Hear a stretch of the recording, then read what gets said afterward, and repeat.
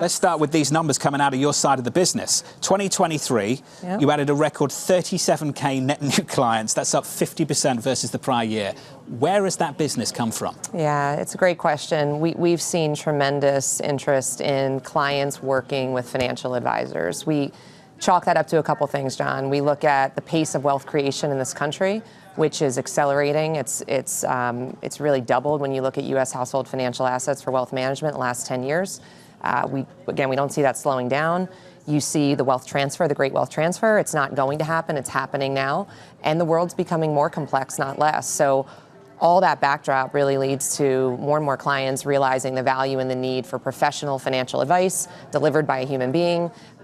That's our FAs, that's our financial advisors. Yeah, the human being aspect of that's important. We might return to that a little bit later in the conversation. Can you talk to us about the nature of that money? Where's that money gone? Is it just sort of cash funds, people sitting there in money market funds taking 5% and sleeping well at night? What is it? Good question.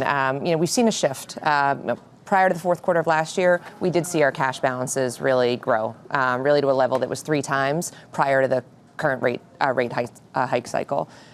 We started in the fourth quarter seeing that cash move off the sidelines. Where is it going? It's going into a couple different places. You see it moving into equities and fixed income. Our clients tend to move into our professionally managed portfolios, either by Chris Heisey and our CIO team, or all the separately managed accounts we offer on our platform to clients. So you see it going into equities. You see clients last year, especially in the back half of the year, lock in yields. We saw a lot of bond ladders. And then you're seeing alternative like investments as well. So we're seeing clients, and it's got to be a certain type of client, but you're seeing clients wanting access to private markets as well as public.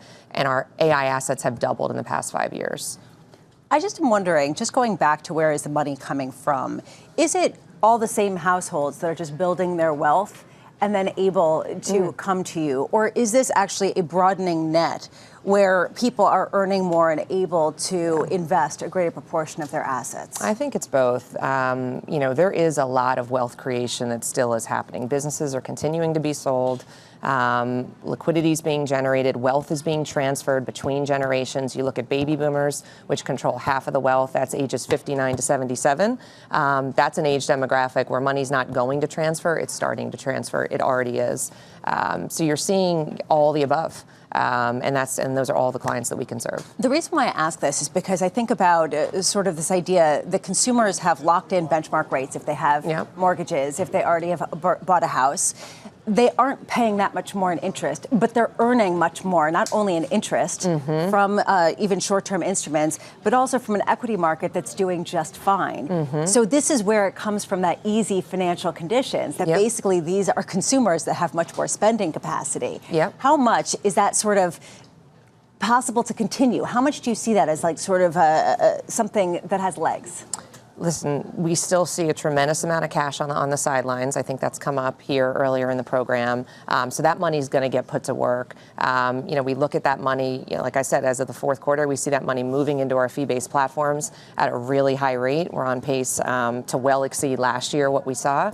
And look, it's really client by client. So in our business in wealth management, no client is created equal.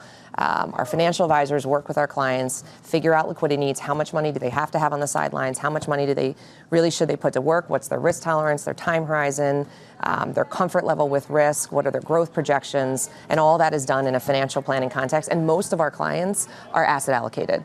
Most of our clients have a well-diversified portfolio across equities, fixed income, some alternatives as well. And then cash has become an asset class again. So, there is a piece of your day-to-day operating cash, and there often is a piece where if we've got a little money, we can wait, we can earn pretty decent yields. We've got about 30, 40 seconds left. You talked about adding people. Yeah. Music to our ears, not sort of robots and AI and tech, people. How important is that to you? Yeah, 65 trillion is what we estimate U.S. wealth management assets.